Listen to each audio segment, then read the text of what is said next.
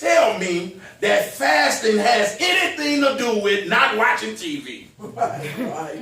And with all that Greek and with all that knowledge, you mean to tell me the word, don't listen to me. Yeah. Show me in the Bible that the Bible ever mentioned something dealing with not watching TV as fasting. Right.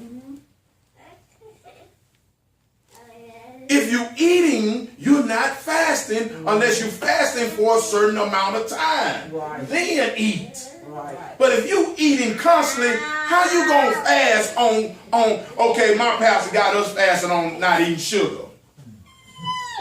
Not eating, so you can't eat sweets. You can't eat donuts. Right. But you can eat. That ain't no fast, people. Right. You don't fast from eating donuts. You don't, if that's the case, you don't eat at all. Right. Right. But I know what it is.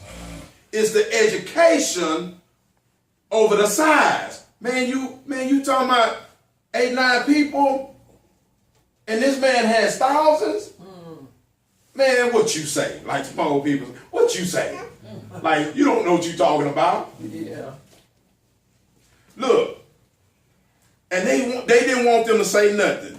Look what they said, verse 19. But Peter and John replied, judge for yourselves whether it is right in God's sight to obey man rather than God. That's the answer right there. And he said, for we cannot help speaking about what we have seen and heard. Amen. It's like fire. Hallelujah. Yeah.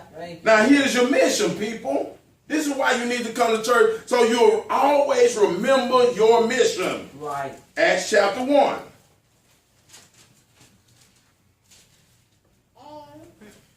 Acts chapter 1, verse 8. We all know this. It says, but you will receive power when the Holy Spirit comes on you, and you will be what? My witnesses in Jerusalem and in all Judea and Samaria and to the ends of the earth. Amen. That is your job. That is your mission. Not programs. Don't get caught up on programs. See, that's what we do. Well, our church don't do nothing, so, But your job is to be a witness. Right. Your mission is to be a witness. That's it. We talk about the choir, not just- I have to understand this. When it comes to building and designing this, it's okay to have one because you want to have your own place so you can do certain things. Right. But don't forget the mission. Don't forget why you go there. Don't forget why you must come in this hotel. That's to get the knowledge of God that you may grow spiritually, but for you to go out and witness to someone who is lost. Yes. And when you don't do that, we disappoint God. Yes, we do. Right. Yes. We disappoint God and we disobedient at the same time. So look what he says. Look, even if I back up to verse 4, the B part, it says, do not leave Jerusalem. This is what Jesus tells us. Do not leave Jerusalem, but wait for the gift my Father promised, which you have heard me speak about. For John baptized with water, but in a few days you will be baptized with the Holy Spirit. That's where Peter get that boldness in chapter 4. Right. Because on the day of Pentecost, the Spirit came down. And he was bold and speaking. And look what he said, verse 6. It said, so when they met together, they asked him, Lord, are you at this time going to restore the kingdom of Israel? Look what he tell them. He said to them, it is not for you to know the time or date the Father has set by his own authority. It's not for you to know. It's not for you to know. But boy, this next verse is going to show us a lot. Now, it's not for you to know, he said, right? Now, look at Matthew chapter 24. And verse 36. Verse 36 in Matthew 24. It says, no one knows about that day or hour, not even the angels in heaven, nor the Son, but only the Father. As it was in the day of Noah, so it will be in the day coming of the Son of Man. Verse 38. For in the days before the flood, look what the people were doing. The people were eating and drinking, marrying and giving in marriage up to the day Noah entered the ark. They were partying and enjoying themselves. And look what it says. And they knew nothing about what would happen until the flood came and took them away. That is how it will be at the coming of the Son of Man. Yeah. 2 men will be in the field, and one will be taken and the other left. 2 women will be grinding with the handmill, one will be taken, one left. Look at verse 42. Therefore, keep watch, because you do not know on what day your Lord will come. Lord.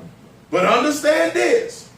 If the owner of the house had known at what time of night the thief was coming, he would have kept watch and would not have let his house be broken into. Right. Why? Because he would have kept watch. Yes. But this is how we as Christians should live, people. We should be on the watch as though it's the last day and we don't want to be caught up. It's funny, and wouldn't it be funny, wouldn't it be funny that, you know, you're a Christian and man, you somewhere partying on the day the Lord come back. Not that you listen to the gospel or you're at some fellowship or at a church event, but you just somewhere and you decided, you know what, man, I'm going to kick off my shoes, relax my feet, and I'm going to just go on down here because it ain't nothing wrong with this. Yeah. And this the day that the Lord come back. Oh, God. But the disciples lived as they saw the day approaching. Yeah. Be mindful, people. Be watchful. And you see some of the signs now. So he said this, and here's my last verse that I told y'all, well, last 2 verses are Hebrews chapter 10. Look what Hebrews chapter 10 says.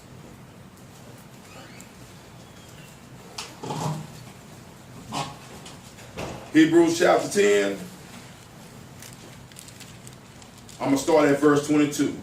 It says, let us draw near to God with a, sincere heart in full assurance of faith, having our hearts sprinkled to cleanse us from a guilty conscience, and having our bodies washed with pure water. Look at verse 23. Let us hold unswervingly to the hope we profess, for he who promised is faithful. Let us consider how we can spur one another on towards love and good deeds. That's your job. That's why I talked about last week when I said how Jesus loved. You see, he said, a new commandment I give you. And that's to love thy brothers.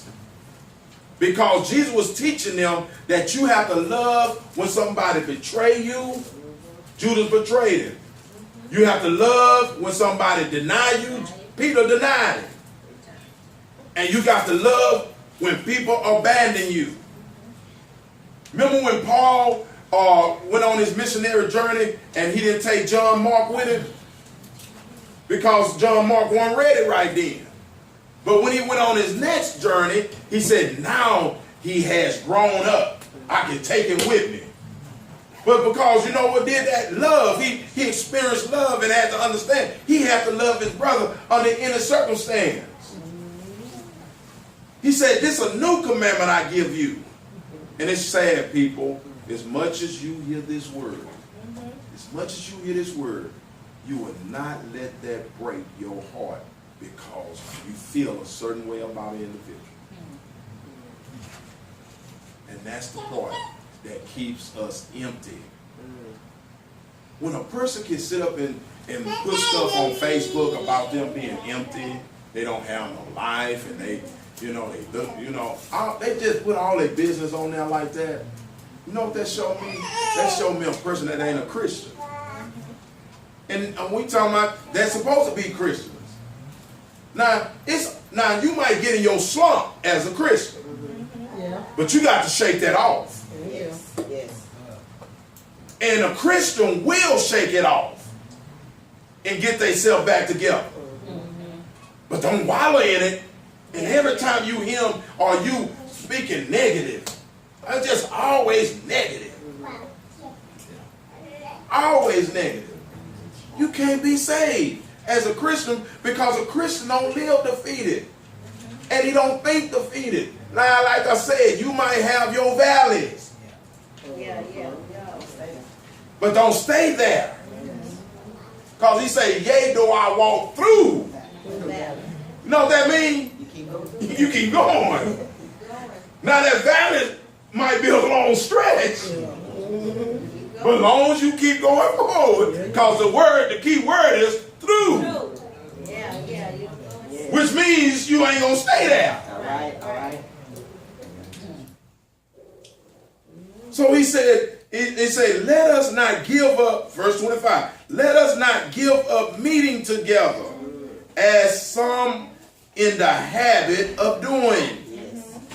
He's talking about believers, people. Believers are in the habit of missing a lot of word. Now he's talking about just on an average worship service. He ain't talking about when you have all these other like brother to brother or Bible study and all this, even though they are key factors to keep you strong. But you want to must at least attend the main one. And look what he said. Remember I told you this. I said when he said, "Don't no man know the hour of time but the Father," right? Notice what it says in Hebrews chapter 10. It says, "Let us not give up meeting together, as some are in the habit of doing, but let us encourage one another." Look, we have to encourage one another. Look, y'all should be calling each other just to say how you doing sometime. But y'all, we in a text society, so text them, I guess. Which, a phone call will be better.